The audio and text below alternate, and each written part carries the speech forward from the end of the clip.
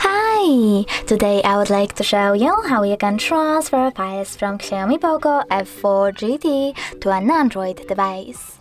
First of all, just go into Play Store on both smartphones and install free app called Send Anywhere. Then open it. Now you need to tap on I accept, confirm, continue and allow on both smartphones.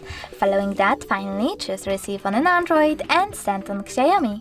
Then you need to click on all of those dots and select send.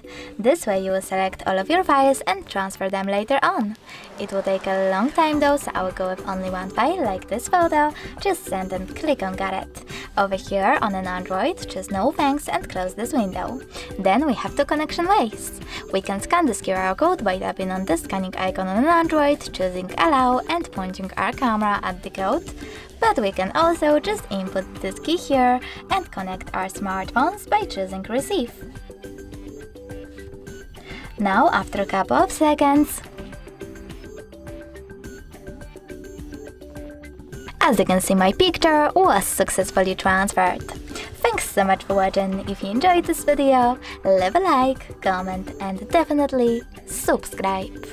Bye!